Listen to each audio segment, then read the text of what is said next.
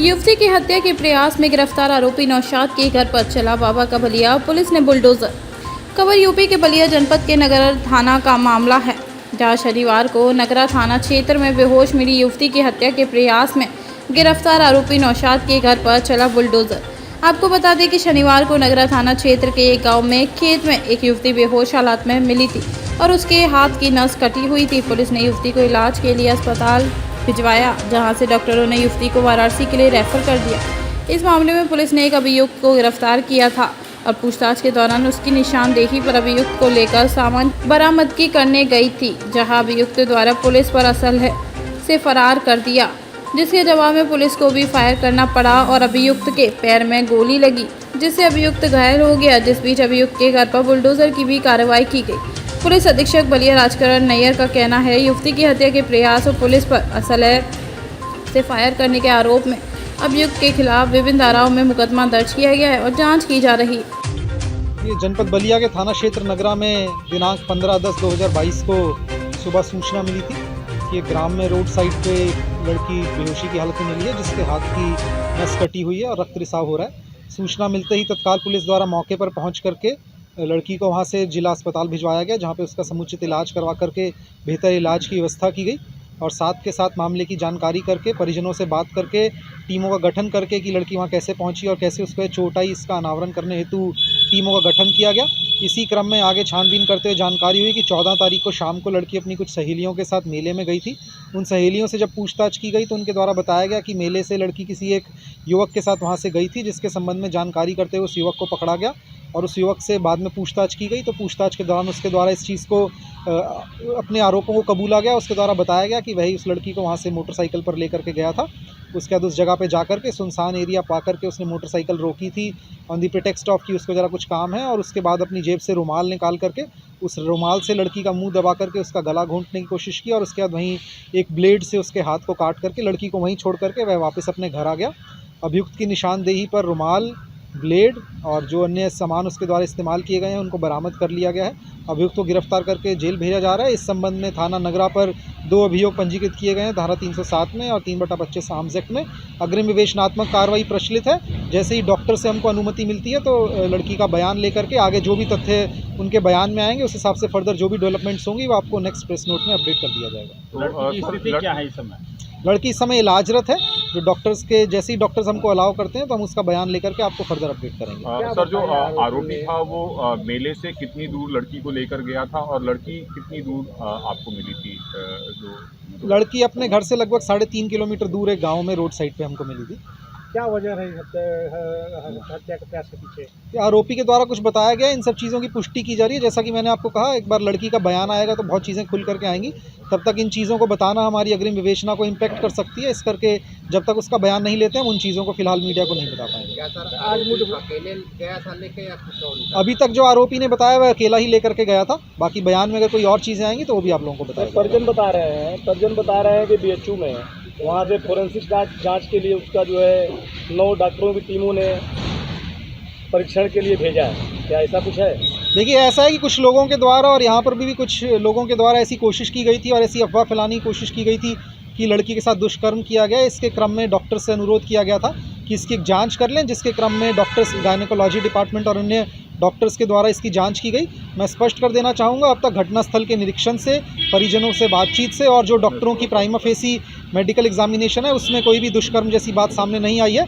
बाकी जैसा कि आप जानते हैं कि ये परिभाषा जो है वह जब से चेंज हुई है तब से जब तक पीड़िता का बयान हम नहीं लेते तो इस बारे में हम आपको कुछ नहीं कहेंगे, बट इस करके वो डॉक्टर्स की टीम वहाँ पे थी। सर, मुठभेड़ कैसे हो? सर, आरोपी की अरेस्टिंग के बारे में बताएं सर, कैसे अरेस्टिंग हुई, कैसे टीम आपकी गई, कैसे लेके आई? देखिए, इन्हीं बेसिस पे पूछताछ करते हुए कि लड़की को लास्ट सीन टुगेदर में किसके साथ लड़की को देखा गया था, उसी के क्रम में हमारे द्वारा इसको आगे डेवलप किया जा रहा था और उसी क्रम में हमारे द्वारा आरोपी को अरेस्ट किया गया है। आरोपी को अरेस्ट करने के बाद आरोपी की निशानदेही पे जो सामान, जिस चीज़ से उसके द्वारा लड़की का हाथ काटा गया था, ब्लेड, जो कपड़े उसने पहने गए थे जिस पे खून के निशान हमारे लिए इंपॉर्टेंट फॉरेंसिक एविडेंस थे, उसी को बरामद करने के लिए जब आरोपी को लेके जाया गया तो उसके द्वारा प्रयास किया गया कि वह पुलिस कस्टडी से फरार हो सके।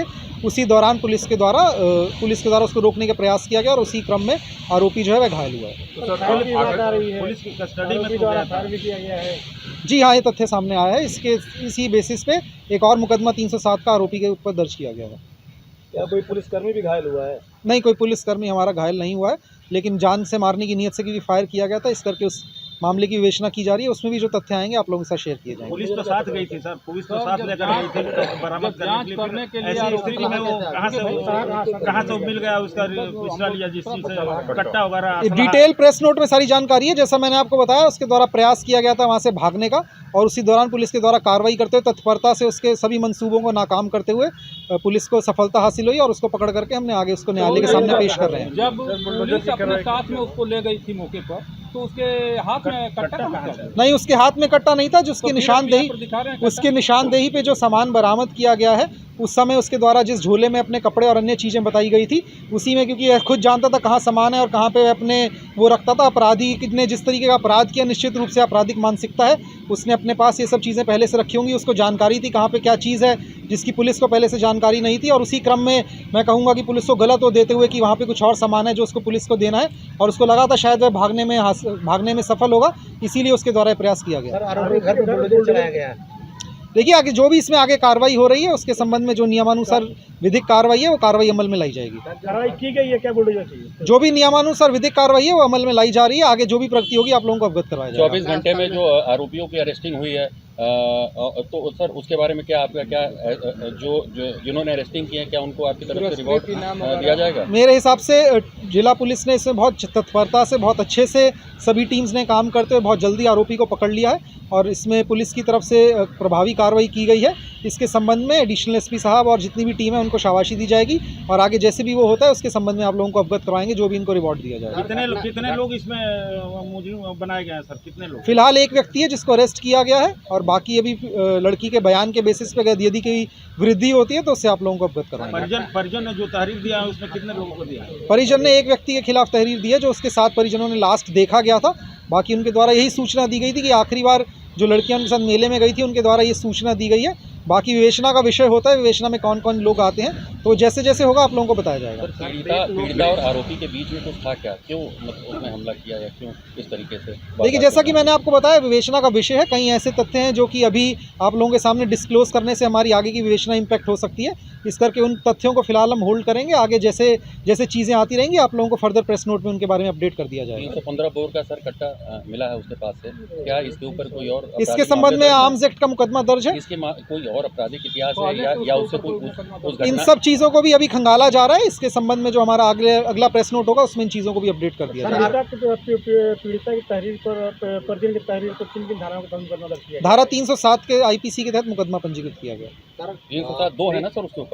2 307 के मुकदमे दर्ज हुए, 321/2022 और 322/2022। नोट में दिखाया गया है कि मुठभेड़ उसके साथ नहर पुलिया के पास हुई है, जबकि घटना स्थल नहर पुलिया से काफ़ी दूर है सर।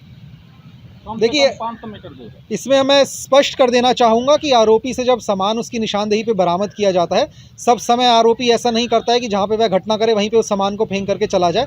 बहुत बार उनके द्वारा सामान को छुपाने की कोशिश की जाती है, जिसके संबंध में आईपीसी की धारा 201 भी है, जो कि एविडेंस को छुपाने या नष्ट करने के लिए होती है। तो आरोपी जहाँ जहाँ बता रहा था कि उसके द्वारा सामान को वो लगाया गया, ताकि पुलिस जब घटनास्थल पर पहुँचे तो उसके हाथ में वो सामान ना लगे, जिससे फिंगरप्रिंट एक्सपर्ट या अन्य किसी फॉरेंसिक उससे उस तक पहुँच पाए। इसके क्रम में पुलिस को कोई ऐसा कारण नहीं था कि वो शक करे कि आरोपी ने वहाँ सामान क्यों रखा है। सर, आमजन द्वारा